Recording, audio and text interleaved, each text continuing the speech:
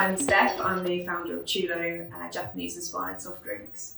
Went to Japan where I fell in love with like the people and the culture and like the food. And there's this drink which is called like a Chu Hai. It's like an alcoholic sour drink. It's amazing and available everywhere. And then when I came back to the UK, I was like, where can I get my Chu Hais? And you can't get them very easily. So I decided to kind of take that really unique sour flavour and make it into a soft drink and make it available to basically everybody. And so I launched the business as a part-time kind of side hustle whilst I was still working in the Navy. Launched in November 2019. 0 out of 10 would recommend launching in a pandemic. Within 2 weeks, we were on the call with Yo Sushi, Wagamama, and Wasabi, like the 3 biggest Japanese food chains. And I'm still working in like Navy recruitment at this time. And I'm like, okay, yeah, cool.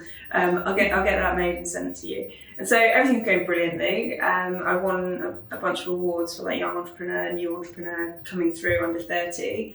And then, COVID kind of shut everything down. All the contracts got withdrawn, literally like underneath my feet. For a year, I really like narrowed down on my strategy. It's amazing where brands move from your first idea that you have. I was like, we're a Japanese soda, we're going to be sold in every Japanese restaurant in the country. And then you're like, actually, like direct to consumer, we are like a fuel for gamers. Gamers love Japanese kind of cultures and Asian inspiration. It's like, that's what we're providing. So all of a sudden we've gone down this direct to consumer. So we launched on Amazon. This was during the pandemic. And we found like we were getting decent rates of sale.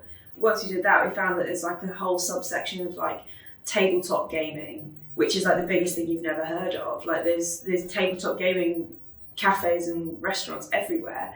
And that's another market. And all of a sudden, like, you can't kind of blinky yourself with your initial idea because it needs to grow. And it's like, if you don't grow, you just become like Blockbuster, really. It's so right, because you can strategize all you want, but sometimes you've got to test and see who's buying it and what kind of people are interested in it. And that can fuel wider ideas. My 11-year-old is massively into anime and she loves Chu Lo, and it just represents the culture that she likes. She feels a part of that. Yeah, that's it. It's about building a tribe, and there's loads of really great ways to build a brand from the beginning. Like if you're doing something as a side hustle, like you go into any city centre, there's a market, like there's like a street market, and it's like those street markets aren't expensive, and people are very like forgiving and very opinionated. So if you want to test something, people are there to be entertained. That's why people go to a market. So they will interact with you, and that's what they want to see. And that's what I did in kind of like the summer of 19 when I was testing the product. I was working kind of 9 to 5, Monday to Friday. And then at the weekend, I would go to Manchester youth markets and I would sell Chu Lo, and I'd say, what's your favourite flavour? What design do you like? That sort of thing. So it's really important to validate your idea really early on, because that is basically the DNA of your company, which you then use later on when you're doing things like investment and pitching. To me, as a product-based industry, market testing was critical, and I was finding I could go to a Japanese convention and sell kind of £500 worth of product.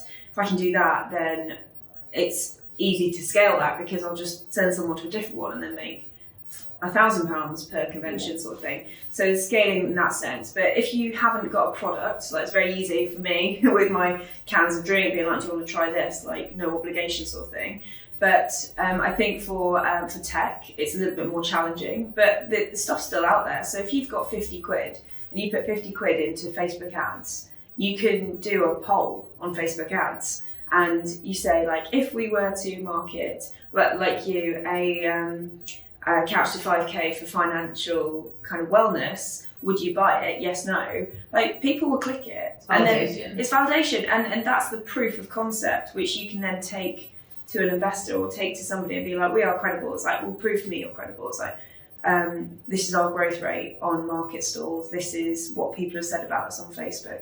And that costs £50. It's much better to spend £50 in month one than it is spending £10,000 developing something that isn't going to work. And so once I kind of found that there was a market and it was unique, I waited until we had enough money to run for 6 months without me getting paid. Okay. So I saved up about £10,000, £15,000, sorry, to cover kind of my mortgage and like stuff like that without any money. Like your personal runway. That's it. You have to have a comfortable kind of 6 months, because the first 6 months after you leave your job is tough, really tough. That's so helpful. And like I said, I think that the validation thing is really, really important. You know, yeah, we created a PDF first and sold it for 50 quid. Sold 500-600, and same as you, I just knew. So someone else might say, that's not a lot of money, that's not a big business. I go, no, it's proof. Mm-hmm. People will hand over money for a product, and then they came back and told us the product worked. We'll figure out how to scale it later, but that tells me validation, and that can give people the confidence. I think sometimes people spend way too long on an idea and a concept and then possibly build without that validation. Or they never get the confidence to make that leap, but they've not done that early testing. So no, that's a great... It's such a great brand story as well. Yeah. I love that you made that into a PDF and now have an app. That's so cool. And I'm actually a subscriber on the app. So, yeah. So how did you find investors for Chu Lo? So investment is a lot of fun, but it takes up a lot of time. If you looked at my first pitch, it was like so bad.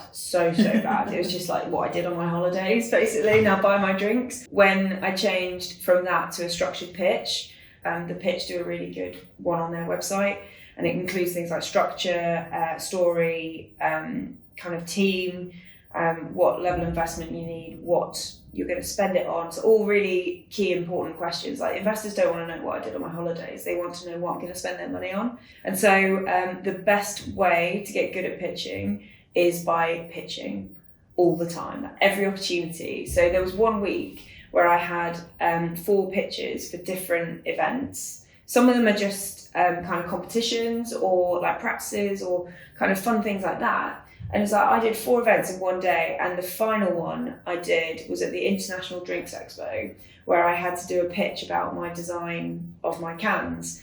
But I was like so on point because I'd been practicing for the 3 pitches before, that I went there, I smashed it, and I was up against some massive brands.